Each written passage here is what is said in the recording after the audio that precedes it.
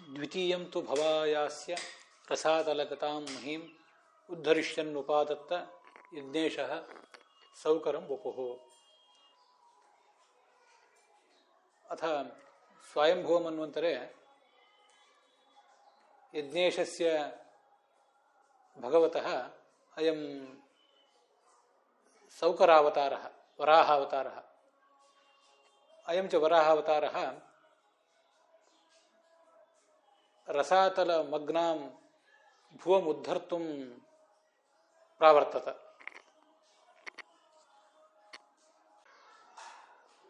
ಅಯಂ ಯಜ್ಞೇಶಃ ಇತಿ ಭಾಗವತಂ ಬ್ರವೀತಿ. ಯಜ್ಞಸ್ಯ ವಿವಿಧಾನಿ ಅಂಗಾನಿ ಅಸ್ಮಾದೇವ ಅಜನಿಷಂತ. ಯಥಾ ಮಹಾಭಾರತೆ ಸಭಾಪರ್ವಣಿ ವೇದಪಾದಃ ವೇದಾಃ ಅಸ್ಯ ಪಾದಾಭ್ಯಾಮೇವ ಉದಪಾದ್ಯಂತ. ಅಸ್ಯ ದಂಷ್ಟ್ರಾಭ್ಯಾಂ ಯೂಪಃ ಉದಪಾದಿ. ಅಸ್ಯೈವ ದಂತೇಭ್ಯಃ ಕ್ರತುಃ ಸಮಜನಿ. ಅಗ್ನಿಃ ಅಸ್ಯ ಜಿಹ್ವಯಾ ಅಜಾಯತ. ಅಸ್ಯ ರೋಮಭಿಃ ದರ್ಭಾಃ ಸಮುತ್ಪನ್ನಾಃ. ಆಜ್ಯನಾಸಃ ಅಸ್ಯ ಭಗವತಃ ನಾಸಯ ಆಜ್ಯಂ ಉದಪಾದಿ. ಅಸ್ಯ ತುಂಡೇನ ಸ್ರುವಂ ಉತ್ಪನ್ನಂ. ಅಸ್ಯೈವ ಮಹಾಸ್ವನೇನ ಸಾಮಘೋಷಃ ಉತ್ಪತ್ತಿಂ ಪ್ರಾಪ. ಅಸ್ಯ ಮುಖೇನೈವ ವಿವಿಧಾನಿ ಪ್ರಾಯಶ್ಚಿತ್ತಾನಿ ಅಜಾಯಂತ. ಅಸ್ಯ ಯಜ್ಞವರಾಹಸ್ಯ ಜಾನುಭ್ಯಾಂ ಯಜ್ಞಪಶವಃ ಉದಪಾದ್ಯಂತ. ಅಸ್ಯ ಸ್ಕಂದಾಭ್ಯಾಂ ಯಜ್ಞವೇದಿಃ ಸಮುತ್ಪನ್ನ. ದಕ್ಷಿಣಾಶಬ್ದವಾಚ್ಯ ಲಕ್ಷ್ಮೀ ಅಸ್ಯ ಹೃದಯಾದುತ್ಪನ್ನ. ಏವಂ ಯಜ್ಞವರಾಹಃ ಭೂತ್ವಾ ಅಯಂ ಸನಾತನಃ ವಿಷ್ಣುಃ ಸಾಗರಪರ್ಯಂತಾಂ ಸಶೈಲವನಕಾನನಾಂ ಏಕಾರ್ಣವಜಲೆ ಭ್ರಷ್ಟಾಂ ಸ್ವಯಮಪಿ ಏಕಾರ್ಣವಗತಃ ಪ್ರಭುರಯಂ ಮಜ್ಜಂತೀಂ ಮಹೀಂ ಪೃಥಿವೀಂ ಉಜ್ಜಹಾರ ಸ್ವಸ್ಯ ವಿಷಾಣೇನ. ಸರ್ವಮಪಿ ಏತದ್ವೃತ್ತಾಂತಂ ತತ್ರ ವರ್ತಮಾನಃ ಋಷಿಃ ಮಾರ್ಕಂಡೇಯಃ ದದರ್ಶ. ಭಾಗವತದ 1ನೇ ಸ್ಕಂದದ 3ನೇ ಅಧ್ಯಾಯದ 7ನೇ ಶ್ಲೋಕ ಇದು. ವರಾಹನ ಕಥೆಯನ್ನು ಇಲ್ಲಿ ವರ್ಣನೆ ಮಾಡ್ತಾರೆ. ಈ ವರಾಹನ ರೂಪ ಇದು ಸ್ವಯಂಭುವ ಮನ್ವಂತರದಲ್ಲಿ ನಡೆದಂಥ 2ನೇ ರೂಪ. ಪಾತಾಳಕ್ಕೆ ಹೋಗಿ ಇಳಿದಿದ್ದಂಥ ಭೂಮಿಯನ್ನು ಮೇಲೆತ್ತಿದಂಥ ಯಜ್ಞವರಾಹ. ಇವನು ಯಜ್ಞಗಳ ಪ್ರವರ್ತಕನೂ ಕೂಡ ಹೌದು. ಅದು ಹೇಗೆ ಯಜ್ಞಗಳ ಪ್ರವರ್ತಕ ಅಂತನ್ನೋದನ್ನು ಮೊದಲು ಒಂದು ಬಾರಿ ನೋಡೋಣ. ಆಮೇಲೆ ಈ ವರಾಹ ಅವತಾರ ಯಾವ್ಯಾವ ಮನ್ವಂತರದಲ್ಲಿ ನಡೆದಿದೆ ಅದರ ಕುರಿತಂಥ ಕೆಲವು ವಿವರಗಳನ್ನು ಆಮೇಲೆ ನೋಡೋಣ. ಮಹಾಭಾರತದಲ್ಲಿ ಸಭಾಪರ್ವದಲ್ಲಿ ಧರ್ಮರಾಜನಿಗೆ ಭೀಷ್ಮರು ಕೃಷ್ಣನ ಮಹಿಮೆಯನ್ನು ತೋರಿಸುವಂಥ ಕೆಲವು ಪ್ರಸಂಗಗಳಿವೆ. ಶಿಶುಪಾಲ ಕೃಷ್ಣನನ್ನು ನಿಂದಿಸಿದಾಗ ಭೀಷ್ಮರು ಆ ಕೃಷ್ಣನ ಮಹಿಮೆ ಏನು ಅಂತ ವರ್ಣನೆ ಮಾಡಿ ಅವನ ವಿವಿಧ ಅವತಾರಗಳನ್ನು ವರ್ಣನೆ ಮಾಡ್ತಾರೆ. ಅಲ್ಲಿ ವರಾಹ, ನರಸಿಂಹ ಇತ್ಯಾದಿ ರೂಪಗಳನ್ನು ಕೂಡ ವರ್ಣನೆ ಮಾಡ್ತಾರೆ. ಅಲ್ಲಿ ಬರುವಂಥ ಒಂದು ಅವತಾರ ಇದು.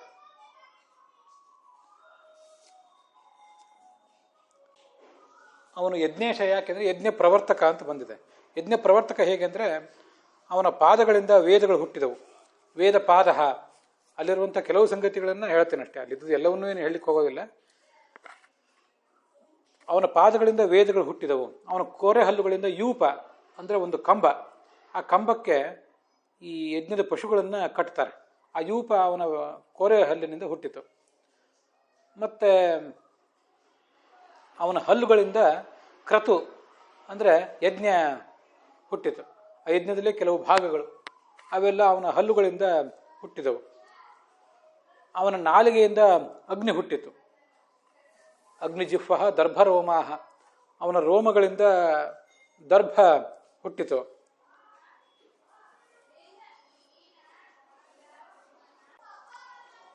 ಅವನ ಮೂಗಿನಿಂದ ತುಪ್ಪ ಹುಟ್ಟಿತು. ಆಜ್ಜನಾಸಹ ಸ್ರುವಂ ತುಂಡಂ, ಅವನ ಮುಖದಿಂದ ಅಂದರೆ ತುಂಡ ಅಂದರೆ ಆ ವರಾಹನ ಚೂಪಾದಂಥ ಒಂದು ಮುಖ ಇರ್ತದಲ್ಲ,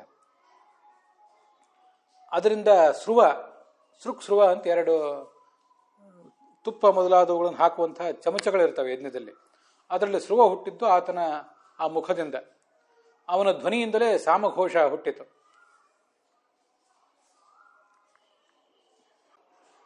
ಎಲ್ಲ ಪ್ರಾಯಶ್ಚಿತ್ತಗಳು ಕೂಡ ಆತನ ಮುಖದಿಂದ ಹುಟ್ಟಿವೆ. ಪ್ರಾಯಶ್ಚಿತ್ತ ಮುಖ. ಪಶು ಜಾನು, ಆತನ ಮೊಣಕಾಲಿನಿಂದ ಯಜ್ಞದ ಪಶುಗಳು ಹುಟ್ಟಿವೆ. ಮಂತ್ರಾಸ್ಥಿ, ಅವನ ಎಲುಬುಗಳಿಂದ ಎಲ್ಲ ಥರದ ಮಂತ್ರಗಳು ಕೂಡ ಹುಟ್ಟಿವೆ. ವೇದಿಸ್ಕಂಧ, ಅವನ ಹೆಗಲುಗಳಿಂದ ಯಜ್ಞ ವೇದಿಕೆ ಹುಟ್ಟಿದೆ. ದಕ್ಷಿಣ ಹೃದಯ ಯೋಗಿ, ತುಂಬ ಸುಂದರವಾದಂಥ ಒಂದು ವರ್ಣನೆ ಇದೆ. ಯಜ್ಞದಲ್ಲಿ ಕೊಡುವಂಥ ದಕ್ಷಿಣೆ ಏನಿದೆ ಅದು ಆತನ ಹೃದಯದಿಂದ ಹುಟ್ಟಿದೆ. ದಕ್ಷಿಣ ಅಂದರೆ ಯಜ್ಞದಲ್ಲಿ ಋತ್ವಿಕ್ಗಳಿಗೆ ಕೊಡುವ ಸಂಭಾವನಾ ರೂಪವಾದ ದಕ್ಷಿಣೆಯೂ ಹೌದು. ಹಾಗೆ ದಕ್ಷಿಣ ಅಂದರೆ ದಕ್ಷಿಣ ಶಬ್ದ ವಾಚ್ಯಳಾದ ಲಕ್ಷ್ಮೀದೇವಿ. ಆ ಯಜ್ಞದಲ್ಲಿ ದಕ್ಷಿಣೆಗೆ ಅವಳೇ ಅಭಿಮಾನಿನಿ. ಅವಳು ಕೂಡ ಅವನ ಹೃದಯದಲ್ಲೇ ಹುಟ್ಟುತ್ತಾಳೆ, ಅರ್ಥಾತ್ ವ್ಯಕ್ತಳಾಗ್ತಾಳೆ ಅಂತ ಅರ್ಥ. ಆದರೂ ಅವನು ಯೋಗಿ, ಯಾವತ್ತೂ ಲಕ್ಷ್ಮೀದೇವಿನ ತನ್ನ ಹೃದಯದಲ್ಲಿ ಹೊತ್ತವನಾದರೂ ಕೂಡ ಮಹಾಯೋಗಿ, ಸದಾಯೋಗಿ, ಯೋಗಿ ಅಂತ ಅವನನ್ನು ವಿಷ್ಣು ಸಹಸ್ರನಾಮವು ಕೂಡ ವರ್ಣನೆ ಮಾಡ್ತದೆ. ಈ ಶ್ವೇತ ವರಾಹ ಅವನು ಆ ಏಕಾರ್ಣವದ ನೀರಿನಲ್ಲಿ ಮುಳುಗ್ತಾ ಇದ್ದಂಥ ಭೂಮಿಯನ್ನು ಮೇಲೆತ್ತಿದ. ಉಜ್ಜಹಾರ ವಿಷಾಣೇನ, ತನ್ನ ಕೋರೆ ದಾಡಗಳಿಂದ ಆ ಭೂಮಿಯನ್ನು ಮೇಲೆತ್ತಿದ. ಮಾರ್ಕಂಡೇಯಸ್ಯ ಪಶ್ಯತಃ, ಮಾರ್ಕಂಡೇಯ ಋಷಿ ಇದನ್ನೆಲ್ಲವನ್ನು ಕೂಡ ನೋಡ್ತಾ ಇದ್ದ. ಮಾರ್ಕಂಡೇಯ ಯಾವಾಗಿದ್ದನೋ ಬಿಟ್ನೋ ಅದೆಲ್ಲ ಬೇರೆ ವಿಚಾರ. ಅಲ್ಲಿ ಮಹಾಭಾರತದಲ್ಲಿ ಬಂದದ್ದನ್ನು ಹೀಗೆ ವರ್ಣನೆ ಮಾಡಿ ನಾನು ತೋರಿಸಿದೆ ಅಷ್ಟೆ. ಈ ಥರ ಯಜ್ಞಕ್ಕೆ ಬೇಕಾದ ಎಲ್ಲ ಅಂಗಗಳು ಅವನ ಶರೀರದಿಂದಲೇ ಹುಟ್ಟಿರುವುದರಿಂದ ಆತ ಯಜ್ಞೇಶ ಅಂತ ಕರೆಸ್ಕೊಂಡಿದ್ದಾನೆ. ಇದು ಮಹಾಭಾರತದ ಸಭಾಪರ್ವದಲ್ಲಿ ಭೀಷ್ಮರು ಯುಧಿಷ್ಠಿರನಿಗೆ ಹೇಳಿದ್ದು. ಇಲ್ಲಿ ಅಲ್ಲದೆ ಬೇರೆ ಒಂದೆರಡು ಕಡೆನೂ ಕೂಡ ಹರಿವಂಶ ಮೊದಲಾದ ಕಡೆ ಈ ಯಜ್ಞದ ಅಂಗಗಳೆಲ್ಲವೂ ಭಗವಂತನ ಅಂಗಗಳಿಂದ ಹುಟ್ಟಿದ್ದು ವರ್ಣನೆ ಕಂಡು ಬರ್ತದೆ.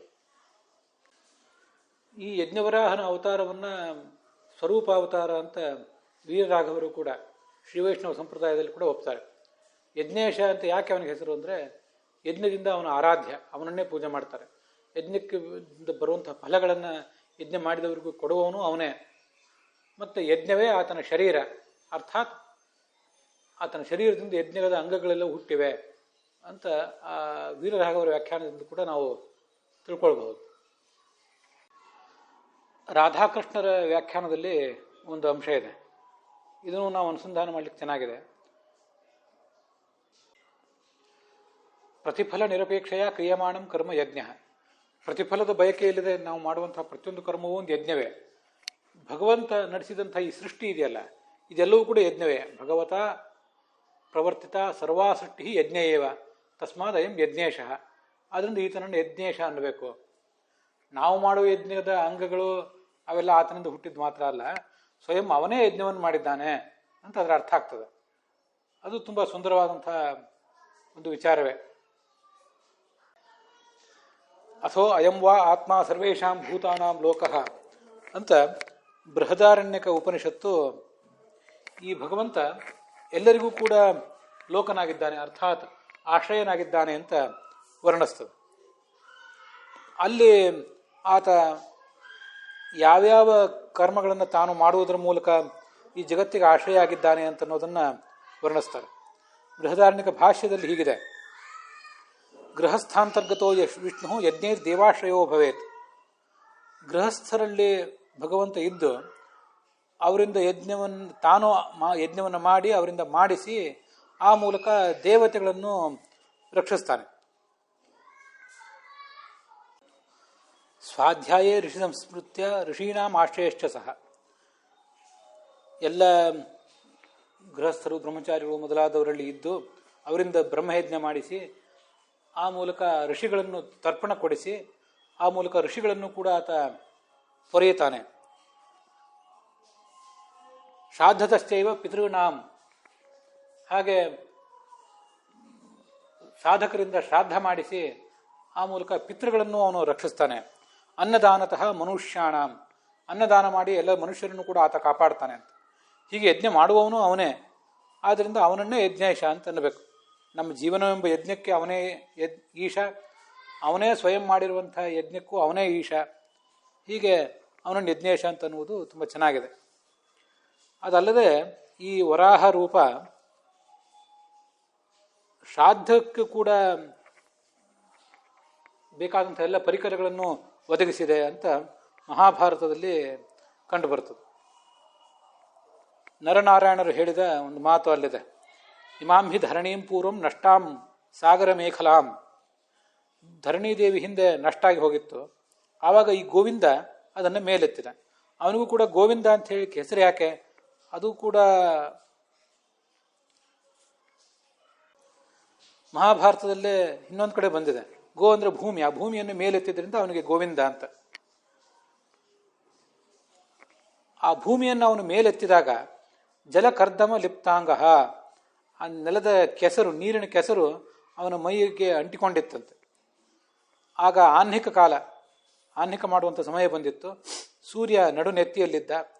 ದಂಷ್ಟ್ರಾ ವಿಲಗ್ನಾನ್ ತ್ರೀನ್ ಪಿಂಡಾನ್ ವಿಧಾಯ ಸಹಸಾ ಪ್ರಭು. ಅವನ ಕೋರೆ ದಾಡಿಗಳಿಗೆ ಮಣ್ಣು ಮೆತ್ತಿತ್ತು. ಆ ಮಣ್ಣಿನಿಂದ ಅವನು 3 ಪಿಂಡಗಳನ್ನು ಮಾಡಿದ. ಸ್ಥಾಪಯಾಮಾಸ ವೈ ಪೃಥ್ವ್ಯಾಂ ಕುಶಾನಾಸ್ತೀರ್ಯ ನಾರದ. ಅವನೇ ಅಲ್ಲಿ ಆ ಭೂಮಿಯಲ್ಲಿ ಆ 3 ಪಿಂಡಗಳನ್ನು ಇಟ್ಟ. ತನ್ನನ್ನೇ ಉದ್ದೇಶಿಸಿ ತಾನು ಆ ಪಿತ್ಯ ವಿಧಿಯನ್ನು ಮಾಡಿದ. ಆತ್ಮ ಗಾತ್ರೋಷ್ಣ ಸಂಭೂತೈ ಸ್ನೇಹಗರ್ಭೈ ತಿಲೈರಪಿ. ಇದೊಂದು ವಿಚಾರ. ಆ ಮಹಾಭಾರತದ ಸಭಾಪರ್ವದಲ್ಲಿ ದರ್ಭೆಗಳು ಆತನ ರೋಮಕೂಪಗಳಿಂದ ಹುಟ್ಟಿದ್ದು ಬಂದಿದೆ. ಎಳ್ಳು ಕೂಡ ಆತನ ಮೈಯಿಂದಲೇ ಹುಟ್ಟಿತ್ತು ಅನ್ನೋದು ಇಲ್ಲಿ ಹೀಗೆ ಕಂಡು ಬರುತ್ತದೆ. ಇದು ಶಾಂತಿ ಪರ್ವದ ಉಪಪರ್ವವಾದಂಥ ಮೋಕ್ಷ ಧರ್ಮ ಪರ್ವದಲ್ಲಿ ನಮ್ಗೆ ಕಾಣಿಸುವಂಥ ವಿಚಾರ. ಅಹಮೇ ಮಾತ್ರ ವಿಜ್ಞೇಯ ತ್ರಿಷು ಪಿಂಡೇಶು ಸಂಸ್ಥಿತ. ಈ 3 ಪಿಂಡಗಳಲ್ಲಿ ಇರುವವನು ನಾನೇ. ನಾಸ್ತಿ ಮತ್ತಃ ಅಧಿಕ ಕಶ್ಚಿತ್. ನನಗಿಂತ ಬೇರೆಯಾದವರು ಯಾರಿಲ್ಲಿದ್ದಾರೆ? ಈ ಪೂಜೆಯನ್ನು ಸ್ವೀಕಾರ ಮಾಡುವವರು ಯಾರು? ಕೋವಾ ಮಮ ಪಿತಾ. ನನಗೆ ತಂದೆ ಯಾರು? ನನಗೆ ಅಜ್ಜ ಯಾರು? ಮುತ್ತಜ್ಜ ಯಾರು? ನಾನೇ ತಂದೆ, ನಾನೇ ಪಿತಾಮಹ, ನಾನೇ ಪ್ರಪಿತಾಮಹ. ಯೇ ಯಜಂತಿ ಪಿತೃನ್ ದೇವಾನ್ ಗುರುಶ್ಚೈವ ಅತಿಥೀನ್ಸ್ತಥಾ.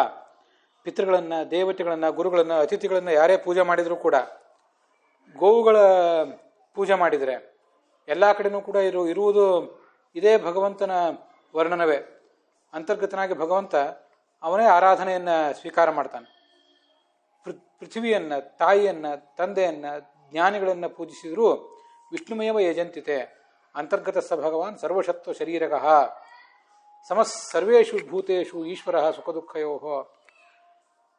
ಅವನು ಎಲ್ಲರ ಪೂಜೆಯನ್ನು ಅಂತರ್ಗತನಾಗಿ ಸ್ವೀಕಾರ ಮಾಡ್ತಾನೆ ಅಂತ ಆ ಶಾಂತಿ ಪರ್ವದ ಉಪಪರ್ವ ಮೋಕ್ಷಧರ್ಮ ಪರ್ವದಲ್ಲಿ ಕೂಡ ಬಂದಿದೆ.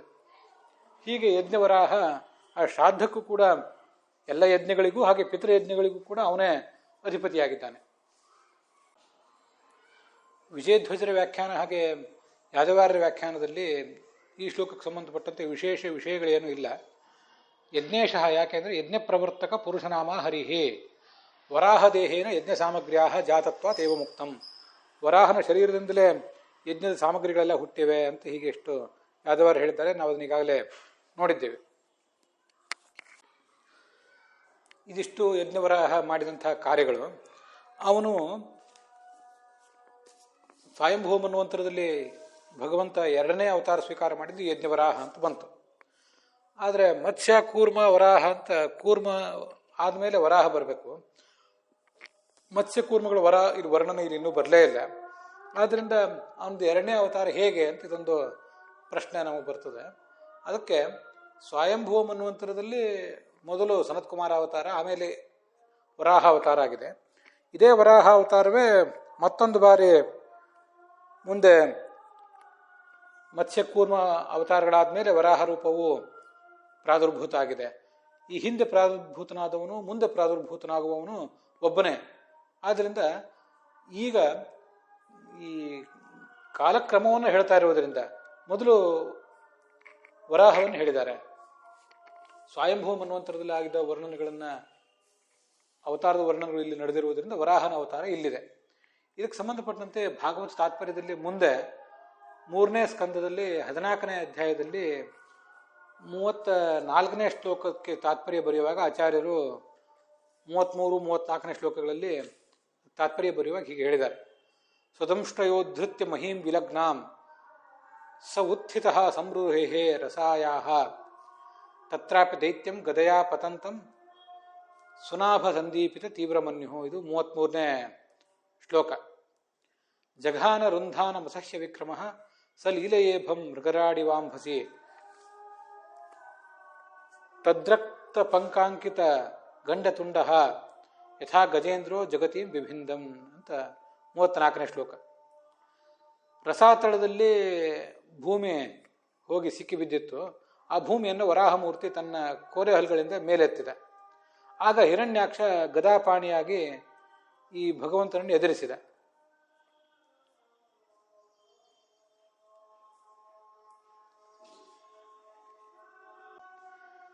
ಭಗವಂತ ಅಲ್ಲಿ ತನ್ನ ಕೋರೆ ದಾಡಿಯಿಂದಲೇ ಆ ವರಾಹನನ್ನ ಸೀಳಿ ಹಾಕಿದ. ಆದ್ದರಿಂದ ಆ ವರಾಹನ ಕೋರೆ ದಾಡಿಯು ಕೂಡ ಕೆಂಪಾಗಿತ್ತು. ಕೆಂಪು ಮಣ್ಣಿನಲ್ಲಿ ಕೆಲವು ಬಾರಿ ಆನೆಗಳು ಆಟ ಆಡ್ತಿರ್ತವೆ, ಮೈಯೆಲ್ಲ ಮಣ್ಣು ಮೆತ್ಕೋತಿರ್ತವೆ. ಹಾಗೆ ಈತನು ಕೂಡ ಮಣ್ಣಿನಲ್ಲಿ, ಆ ಕೆಸರಿನಲ್ಲಿ, ಹಾಗೆ ರಕ್ತದಲ್ಲಿ ತನ್ನ ಮೈಯನ್ನು ತೋಯಿಸಿಕೊಂಡಿದ್ದ ಅಂತ 33 ಮತ್ತು 34ನೇ ಶ್ಲೋಕಗಳು. ಮುಂದೆ 3ನೇ ಸ್ಕಂದದ ಶ್ರವಣ ಮಾಡುವಾಗ ನಾವು ಅದ್ರ ಬಗ್ಗೆ ವಿವರವಾಗಿ ನೋಡ್ತೇವೆ ಮತ್ತೊಂದು ಬಾರಿ. ಈಗ ಆ ಭಾಗವತ ಶ್ಲೋಕಗಳನ್ನು ಭಾಗವತ ತಾತ್ಪರ್ಯದಲ್ಲಿ ಬಂದಿರುವುದನ್ನು ಹೇಳ್ತಾ ಇರುವುದು ಯಾಕೆ ಅಂದರೆ, ಸ್ವಯಂಭೂ ಮನ್ವಂತರದಲ್ಲಿ ಆ ಬ್ರಹ್ಮನ ಮೂಗಿನ ಹೊರಳೆಯಿಂದ ಆವಿರ್ಭವಿಸಿತ್ತು ಈ ಆದಿಶ್ವೇತ ವರಾಹ ರೂಪ. ಅದು ಅವತರಿಸಿದ್ದು ಯಾಕೆ ಅಂದರೆ, ಆಗ ಭೂಮಿ ಪಾತಾಳಕ್ಕೆ ಹೋಗಿ ಸಿಕ್ಕಿಬಿದ್ದಿತ್ತು. ಆ ಹಿರಣ್ಯಾಕ್ಷ ದೈತ್ಯ ಆ ಭೂಮಿಯನ್ನು ತೆಗೆದುಕೊಂಡು ಹೋಗಿದ್ದೇನಲ್ಲ, ಭೂಮಿ ತಾನಾಗಿಯೇ ಕುಸಿದು ಬಿದ್ದಿತ್ತಷ್ಟೇ. ಅದನ್ನು ವರಾಹ ಮೇಲೆತ್ತಿದ್ದ. ಆ ವರಾಹ ಮೇಲೆತ್ತುತ್ತಿದ್ದಾಗ ಅಲ್ಲಿ ಆದಿ ಹಿರಣ್ಯಾಕ್ಷ ಬಂದಿದ್ದ. ಆ ಆದಿ ಹಿರಣ್ಯಾಕ್ಷ ಅವನು ದಿತಿ ಮತ್ತು ಕಶ್ಯಪರಿಂದ ಹುಟ್ಟಿದವನಲ್ಲ, ಚತುರ್ಮುಖ ಬ್ರಹ್ಮನಿಂದ ಹುಟ್ಟಿದವನು. ಅವನನ್ನ ಕೋರೆ ದಾಡಿಯಿಂದ ಕೊಂದು ಹಾಕಿದ. ನಾವೀಗಾಗಲೇ ಭಾಗವತದಲ್ಲಿ ನೋಡಿದ್ದೇವೆ. ಮತ್ತು ಭಾಗವತ ತಾತ್ಪರ್ಯವೂ ಕೂಡ ಬ್ರಹ್ಮಾಂಡ ಪುರಾಣವನ್ನು ಉಲ್ಲೇಖಿಸಿ ಅದೇ ವಿಚಾರ ಹೇಳ್ತದೆ. ಬ್ರಹ್ಮಜಸ್ತು ಹಿರಣ್ಯಾಖ್ಯ, ಚತುರ್ಮುಖ ಬ್ರಹ್ಮನಿಂದ ಹುಟ್ಟಿದ ಹಿರಣ್ಯಾಖ್ಯ ಅವನು ಮೊದಲು ದಂಷ್ಟ್ರಯ ಕೋರೆಹಲ್ಲಿನಿಂದ ಭಗವಂತನ ಕೋರೆಹಲ್ಲಿಗೆ ಸಿಕ್ಕಿ ಧರಾಶಾಯಿಯಾದ. ಮುಂದೆ ವೈವಸ್ವತ ಮನ್ವಂತರದಲ್ಲಿ ಮತ್ತೆ ಅದೇ ವರಾಹಾವತಾರವೇ ಅಲ್ಲಿ ಕಾರ್ಯ ಮಾಡಿದೆ. ಈಗ ಆ ಹಿಂದಿನ ಹಿರಣ್ಯಾಕ್ಷನೇ ಇದ್ದಾನೆ, ಆ ದೈತ್ಯ ಇದ್ದಾನೆ. ಆದರೆ ಅವನೊಳಗೆ ವಿಷ್ಣು ಪಾರ್ಷದ ಇದ್ದಾನೆ. ಜಯ ವಿಜಯರು ಅಂತ ಏನು ವಿಷ್ಣು ಪಾರ್ಷದರಿದ್ದಾರೆ, ಶಾಪ ಪಡೆದುಕೊಂಡು ಹುಟ್ಟಿದ್ರಲ್ಲ, ಅದರಲ್ಲಿ ಜಯ ಹಿರಣ್ಯಕಶಿಪುವಾಗಿ, ವಿಜಯ ಹಿರಣ್ಯಾಕ್ಷನಾಗಿ ಅವತರಿಸಿದರು. ಅಂತೂ ಆ ರಾಕ್ಷಸ ದೇಹದಲ್ಲಿ ಒಬ್ಬ ಭಗವಂತನ ಪಾರ್ಷದ ವಿಜಯ, ಮತ್ತಿನ್ನೊಬ್ಬ ಆ ಹಿರಣ್ಯಾಕ್ಷ ಅನ್ನುವಂಥ ದೈತ್ಯ. ಅದನ್ನೇ ಸೈವ ಪಾರ್ಷದಾವಿಷ್ಟ ಅಂತ ಆಚಾರ್ಯರು ಬ್ರಹ್ಮಾಂಡ ಪುರಾಣದಲ್ಲಿ ಹೇಳಿರುವ ವಿಷಯವನ್ನು ಭಾಗವತ ತಾತ್ಪರ್ಯದಲ್ಲಿ ತೋರಿಸ್ತಾರೆ. ಮೊದಲನೇ ಬಾರಿ ಹಿರಣ್ಯಾಕ್ಷ ಏನಿದ್ದ ಅವನಲ್ಲಿ ಈ ಜಯನ ಆವೇಶ ಇರಲಿಲ್ಲ. ಜಯ ಆಗ ಹಿರಣ್ಯಾಕ್ಷನಾಗಿ ಅವತಾರ ಮಾಡಿದ್ದಲ್ಲ. ಮತ್ತೆ ಮೊದಲನೇ ಬಾರಿ ಭೂಮಿ ಕುಸಿದು ಬಿದ್ದಾಗ ಹಿರಣ್ಯಾಕ್ಷ ಅದನ್ನು ಭೂಮಿಯನ್ನು ರಸಾತಳಕ್ಕೆ ತಗೊಂಡು ಹೋಗಿದ್ದೂ ಅಲ್ಲ. ಎರಡನೇ ಸರಿ ಈಗ ಮಾತ್ರ ಇವನೇ ಮುಳುಗಿಸಿದ್ದ. ಪೂರ್ವಂ ಲಯೋದಕೆ ಮಗ್ನಾಂ ದ್ವಿತೀಯಂ ತೇನ ಮಜ್ಜಿತಾಂ. ಎರಡನೇ ಬಾರಿ ಅವನು ಮುಳುಗಿಸಿದ್ದ. ಮೊದಲು ಕೊಂದದ್ದು ಕೋರೆ ದಾಡೆಯಿಂದ ಏಟಿನಿಂದ, ಎರಡನೇ ಬಾರಿ ಕೊಂದದ್ದು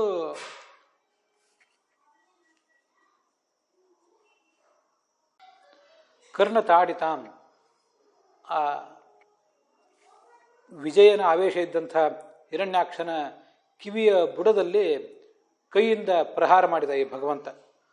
ಆಗ ಆ ಹಿರಣ್ಯಾಕ್ಷ ಸತ್ತು ಹೋದ. ಇದು ವ್ಯತ್ಯಾಸ. ಮೊದಲು ಕೊಂದದ್ದು ಕೋರೆ ದಾಡಿಯಿಂದ, ಆಮೇಲೆ ಕೊಂದದ್ದು ಕೈಯ ಏಟಿನಿಂದ. ಮೊದಲು ಕೇವಲ ದೈತ್ಯ ಇದ್ದ, ಎರಡನೇ ಬಾರಿ ಅದರೊಳಗೆ ವಿಜಯನೂ ಕೂಡ ಇದ್ದ. ಮೊದಲು ಭೂಮಿ ತಾನಾಗೆ ಕುಸಿದಿತ್ತು, ಆಮೇಲೆ ಭೂಮಿಯನ್ನು ಆ ದೈತ್ಯನೇ ಕುಸಿಯುವಂತೆ ಮಾಡಿದ್ದ. ಇವಿಷ್ಟು ವ್ಯತ್ಯಾಸಗಳಿವೆ. ಹೀಗೆ ಸ್ವಯಂಭುವ ಮನ್ವಂತರದಲ್ಲಿ ನಡೆದದ್ದು ಒಂದು ಅವತಾರ. ಅದೇ ಅವತಾರವೇ ಮುಂದೆ ಮತ್ತೆ ವಯೋಶ್ವ ಮನ್ವಂತರದಲ್ಲಿ ಕೂಡ ನಡೆದಿದೆ. ಅದಕ್ಕಾಗಿ ವರಾಹ ಅವತಾರ ಎರಡನೇ ಅವತಾರ. ಅದು ಮೊದಲಿಂದು ಸನತ್ಕುಮಾರ ಅವತಾರ, ಎರಡನೇದು ವರಾಹ ಅವತಾರ. ಆದ್ದರಿಂದ ಅದನ್ನು ಇಲ್ಲಿ ತೋರಿಸಿದ್ದಾರೆ ಅಂತ ಹೀಗೆ ನಾವು ಸಮಾಧಾನ ಇಟ್ಕೊಳ್ಬೇಕು. ಮುಂದೆ ಮೂರನೇ ಸ್ಕಂದ ನೋಡುವಾಗ ಅದಕ್ಕೆ ಯಾರ್ಯಾರು ಏನೇನು ವ್ಯಾಖ್ಯಾನ ಮಾಡಿದ್ದಾರೆ ಆ ಶ್ಲೋಕಕ್ಕೆ, ಅವುಗಳನ್ನು ನಾವು ಹೇಗೆ ಗ್ರಹಣ ಮಾಡಬೇಕು ಅಂತ ಅನ್ನೋದನ್ನು ಮುಂದೆ ನೋಡೋಣ. ಈ ವರಾಹನ ಉಪಾಸನೆಯಿಂದ ನಮಗೆ ಲಾಭವೇನು ಸಿಗ್ತದೆ? ನಾರಾಯಣ ವರ್ಮದಲ್ಲಿ ಅದನ್ನು ವರ್ಣನೆ ಮಾಡ್ತಾರೆ. ರಕ್ಷತ್ವಸೋ ಮಾಧ್ವನಿ ಯಜ್ಞಕಲ್ಪ ಸುದಂಷ್ಟಯೋನ್ನೀತ ಧರವು ವರಾಹ ಅಂತ. ತನ್ನ ಕೋರೆದಾಡುಗಳಿಂದ ಆ ಭೂಮಿಯನ್ನು ಮೇಲೆತ್ತಿದಂತಹ ಭಗವಂತ ವರಾಹ ನಮ್ಮನ್ನು ಅಧ್ವನಿ ಪ್ರಯಾಣದ ಸಂದರ್ಭದಲ್ಲಿ ಕಾಪಾಡಲಿ ಅಂತ. ಪ್ರಯಾಣ ಅಂದರೆ ನಾವೆಲ್ಲರೂ ಒಂದು ಊರಿಂದ ಇನ್ನೊಂದು ಊರಿಗೆ ಪ್ರಯಾಣ ಮಾಡುವುದು ಆಯಿತು, ಅಥವಾ ನಮ್ಮ ಪ್ರಯಾಣ ಅಂದರೆ ಪರಲೋಕದ ಕಡೆಗೆ ಸಾಧನೆಯ ಮಾರ್ಗದಲ್ಲಿ ನಮ್ಮ ಪ್ರಯಾಣ. ಆ ಪ್ರಯಾಣದಲ್ಲೂ ಕೂಡ ಈ ವರಾಹ ರೂಪನಾದ ಭಗವಂತ ನಮ್ಮನ್ನು ಕಾಪಾಡಬೇಕು. ಯಾಕೆಂದರೆ ಅವನನ್ನು ಮುಂದೆ ಭಾಗವತ ವರ್ಣನೆ ಮಾಡ್ತದೆ. ಜ್ಞಾನಾಯ ವಿದ್ಯಾಗುರವೇ ನಮೋ ನಮಃ ಅಂತ. ಅವನು ಜ್ಞಾನಸ್ವರೂಪ ಮತ್ತು ವಿದ್ಯಾಗುರು ಅಂತ ಅವನ ವರ್ಣನೆ ಇದೆ. ಮತ್ತು ಪೃಥ್ವೀಸ್ಥೋ ವರಾಹಸ್ತು ಸಂಹಿತಾ ದೇವತೋದಿತ. ಈ ವರಾಹ ರೂಪವಾದ ಭಗವಂತನೇ ಪೃಥ್ವಿಯಲ್ಲಿದ್ದಾನೆ, ಇದ್ದು ವೇದದ ಸಂಹಿತಾ ಪಾಠಕ್ಕೆ ಪ್ರತಿಪಾದ್ಯನಾಗಿದ್ದಾನೆ, ಅದಕ್ಕೆ ನಿಯಾಮಕನು ಕೂಡ ಆಗಿದ್ದಾನೆ. ವೇದಕ್ಕೆ ಸಂಹಿತಾ ಪಾಠ, ಪದಪಾಠ, ಕ್ರಮಪಾಠ ಅಂತ ಹೀಗೆಲ್ಲ ಇವೆ. ಅದರಲ್ಲಿ ಸಂಹಿತಾ ಪಾಠಕ್ಕೆ ಇವನೇ ನಿಯಾಮಕ. ಮಹಾಭಾರತವೇ ಅವನನ್ನು ಮತ್ತೊಂದು ಕಡೆ ಶಾಂತಿ ಪರ್ವದಲ್ಲಿ ನಾದೇನ ತೇನ ಮಹತಾ ಸನಾತನ ಇತಿ ಸ್ಮೃತಃ ಅಂತ ವರ್ಣನೆ ಮಾಡ್ತದೆ. ಅವನ ನಾದದಿಂದ ಸಾಮವೇದ ಹುಟ್ಟಿತು ಅಂತ ನಾವು ಹಿಂದೆ ನೋಡಿದ್ವಿ. ಅವನಿಗೆ ಸನಾತನ ಅಂತ ಹೆಸರಿದೆ ಅಂತೆ. ಯಾಕೆ ಸನಾತನ ಅಂತ ಹೆಸರು ಅಂದರೆ, ಸನಾತನ ಅಂದರೆ ಅನಾದಿ ಅಂತ ಒಂದು ಅರ್ಥ, ಅದಿಲ್ಲ ಅಂತಲ್ಲ. ಆದರೆ ನಾದೇನ ತೇನ ಮಹತ, ಮಹಾನಾದವನ್ನು ಹೊರಡಿಸಿದ್ರಿಂದ, ಅವನು ಆ ನಾದದ ಮೂಲಕ ಎಲ್ಲ ದೈತ್ಯರನ್ನು ಹೆದರಿಸಿ ಓಡಿಸಿದ್ರಿಂದ ಅವನಿಗೆ ಸನಾತನ, ನಾದ ಅಂದರು ನಾಥ ಅಂದರು ಒಂದೇ. ಆದ್ದರಿಂದ ಆತನಿಗೆ ಸನಾತನ ಅಂತ ಹೆಸರು. ಮಹಾಭಾರತ ಮತ್ತೊಂದು ಕಡೆ ವನಪರ್ವದಲ್ಲಿ ಅವನನ್ನು ವರ್ಣನೆ ಮಾಡ್ತದೆ. ತಥೋ ವರಾಹ ಸಮೃದ್ಧ ಏಕಶೃಂಗೋ ಮಹಾದ್ಯುತಿ. ಒಂದು ಕೊಂಬಿರುವಂತಹ ವರಾಹ ರೂಪದ ಒಂದು ವರ್ಣನೆ ಕೂಡ ಅಲ್ಲಿ ಬಂದಿದೆ. ರಕ್ತಾಭ್ಯಾಂ ನಯನಾಂತಾಭ್ಯಾಂ ಭಯಂ ಉತ್ಪಾದೆಯನ್ನಿವ. ತನ್ನ ಕೆಣ್ಗಣ್ಗಳಿಂದ ಜಗತ್ತಿಗೆಲ್ಲ ಅವನು ಭಯ, ದೈತ್ಯರಿಗೆ ಭಯ ಹುಟ್ಟಿಸಿದವನು. ಭಾಗವತದ ಮತ್ತೊಂದು ಶ್ಲೋಕ ಕೂಡ ನನಗೀಗ ಸ್ಮರಣೆಗೆ ಬರ್ತದೆ. ಅವನ ಆ ಬೃಹತ್ತಾದ ಆಕಾರ ಹೇಗಿತ್ತು ಅಂತ. ಜಿತಂ ತೇ ಜಿತ ವಿಶ್ವಭಾವನ, ವಿಶ್ವಭಾವನ ಅಂತ ಅವನು ವರ್ಣನೆ ಮಾಡಿದೆ ಭಾಗವತ ಮುಂದೆ. ಇಲ್ಲಿ ದ್ವಿತೀಯಂತು ಭವ ಆಯಾಸ, ಈ ಜಗತ್ತಿನ ಭವ ಅಂದರೆ ಅದರ ಸ್ಥಿತಿಗಾಗಿ ಅಂತ. ವಿಶ್ವಭಾವನ ಅಂತ ಅಲ್ಲಿ ಹೇಳ್ತದೆ, ಇಲ್ಲಿ ಜಗತ್ತಿನ ಭವಕ್ಕಾಗಿ, ಸ್ಥಿತಿಗಾಗಿ ಆ ಭಗವಂತನ ಅವತಾರ ವರ್ಣನೆ ಮಾಡಿದೆ. ತ್ರಯೀತನು ತ್ವಾಂ ಪರಿಧುನ್ವತೆ ನಮಃ. ತ್ರಯೀತನು, ಅವನ ಇಡೀ ದೇಹವೇ ವೇದಮಯವಾದದ್ದು. ವೇದೋ ನಾರಾಯಣ ಸಾಕ್ಷಾತ್ ಅಂತ ಬಂದಿರುವುದರಿಂದ ಆ ವೇದವೇ ಆತನ ಶರೀರ. ವೇದವೇ ಆತನ ಶರೀರ, ಜಡವಾದಂಥ ವೇದವೂ ಆತನ ಶರೀರ. ಆ ವೇದದ ಅಭಿಮಾನಿಯಾದಂಥ ಲಕ್ಷ್ಮೀದೇವಿಯು ಆತನ ಶರೀರ ಪಾತ್ರಳು, ಶರೀರ ಸ್ಥಾನಳು. ಅವಳೊಳಗೆ ನಿತ್ಯ ಅವನು ಸನ್ನಿಹಿತನಾಗಿದ್ದಾನೆ. ಎಲ್ಲೋಮಕರ್ತೇಶು ನಿಲಿಲ್ಲಿಲಬ್ಧಯ ತಸ್ಮೈ ನಮಃ ಕಾರಣ ಸೂಕರಾಯತೆ ಅಂತ. ಅವನ ರೋಮಕೂಪಗಳು ಎಷ್ಟು ಆಳವಾಗಿದ್ದವು, ಎಷ್ಟು ದೊಡ್ಡ ದೊಡ್ಡಾಗಿದ್ದವು ಅಂದರೆ ನಿಲಿಲ್ಯುರಬ್ಧಯ, ದೊಡ್ಡ ದೊಡ್ಡ ಸಾಗರಗಳೇ ಅವನ ರೋಮಕೂಪಗಳಲ್ಲಿ ಮುಳುಗಿ ಹೋದವಂತೆ. ಇಷ್ಟು ಬೃಹದಾಕಾರದ ರೂಪ ಅವನು.